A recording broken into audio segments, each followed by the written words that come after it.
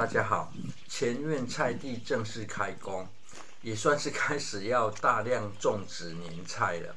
這防蟲網內是上星期移植的十字花科類作物啊，在氣溫與日照降低的條件下呢，大菜苗才進行移植，也容易順利成長。中間澆灌的溝槽、小雜草長出的數量也非常快速。關於效率整地、清除下來的雜草處理最是關鍵啊，因為雜草曬乾需要空間與時間，逐水草而居，變成逐堆草草的位置，進行邊整地邊種植。而這上方原本已經收編做餘生梁下的規劃，棚架拆除後呢，老人家突然反悔，又想要種啊，才會先放手跑去整理舊豬舍，摻雜着道不同不相為謀的做法了，避免意見繁多無法銷售。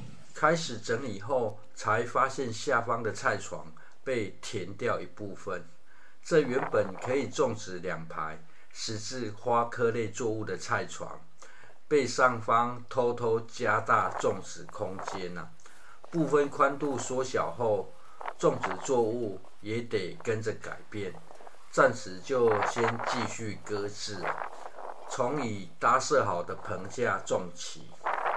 從後院的經驗呢，棚架要增加種植面積，側邊的位置也可以加以利用。現在先在側邊拉繩，要種植大番茄。而棚架上方則是用來種植貝貝南瓜。至於棚架內部調整後，也可以種植葉菜類。這樣的安排，在夏季日照強，可以遮擋日照；而冬天時呢，一些葉菜類也很適用啊。尤其這棚架上方還沒有攀爬類作物，短日照下也不是問題。拉繩時，習慣盡可能不將繩子剪斷，這樣日後要利用也比較方便。因此，拉繩的方式採用日字形與反日字形2條繩子綁定。因為菜地下方稻子已經收割完畢，在曬田還沒有翻土之前，是狗活動的好空間啊，也是收集稻梗的好時機。建議收集碎稻梗時，取靠近底根部的中下段啊，因為比較粗，耐久放之外呢，使用時也會更容易鋪設。接着到後院移植大番茄的大幼苗，最近可用的時間太過於零散了，移植的幼苗都拖到很大顆。不過，因為是直接在土壤上進行育苗，這在移植前只要將土壤澆濕一點，根系很容易就帶起大土塊，移植很容易就可以成功。至於這大幼苗已經開始長側枝了，等移植完畢，順利生長幾天後，再修剪枝條就好。而這位置跟旁邊有2顆種好的傳統南瓜，這2顆則是預計要往上攀爬，去取代原本種植蘋果、絲瓜的位置啊。網子內呢，則也是等待移植的大番茄與貝貝南瓜苗。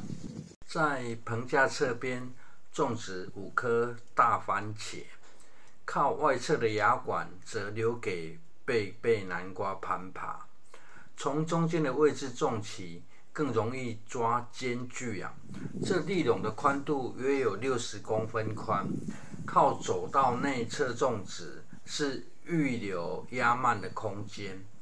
最近種植的一些作物呢，都預留壓蔓的做法，因此種植時除了採用斜種，並沒有種植在攀爬繩的正下方。種植的深度是可以種得比原本深一點。番茄的莖部接觸土壤後，會長出不定根，增加吸收養分與水分的能力。地勢比較低的話，60公分寬，方便做高菜籠啊。這也是考量到這塊菜地原生是水田的土壤，現在進行調整，也順道將夏日進行安排。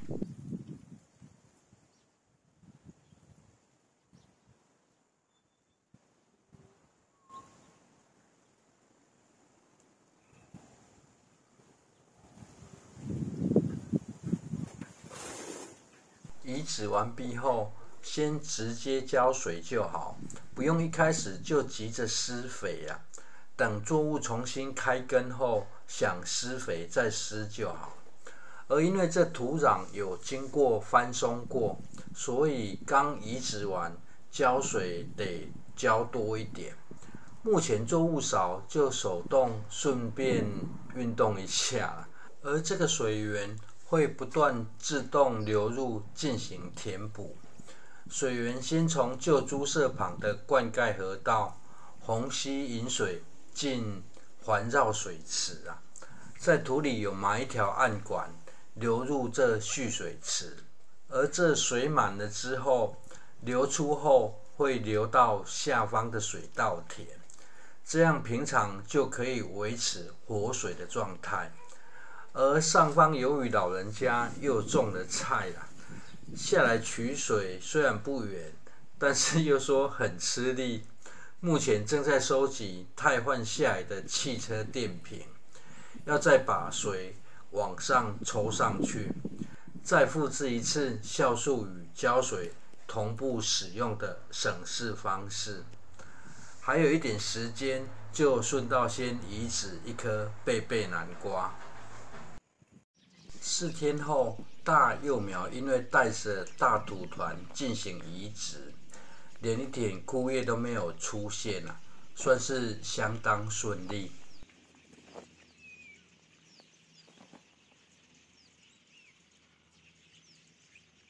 接下來就是到下方收集碎稻梗了。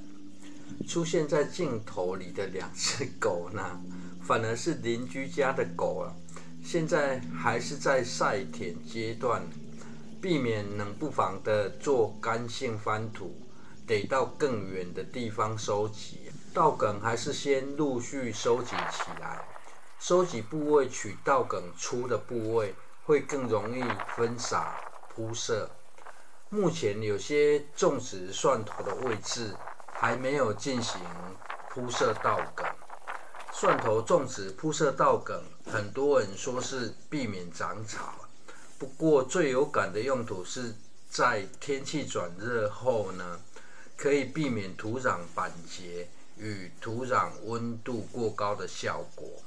一開始提早種，天氣熱，鋪設稻梗也有讓土壤降溫的效果。現在大番茄旁鋪設稻梗的最主要用意，則是枯草桿菌可以抑制土壤中的立枯病與脆倒病菌啊，而稻梗腐化的過程就可以產生枯草桿菌啊。另外，也能有效阻止澆水或下雨時呢，土壤飛濺到植株莖部啊，減少病原菌接觸，同時保持土壤濕度穩定。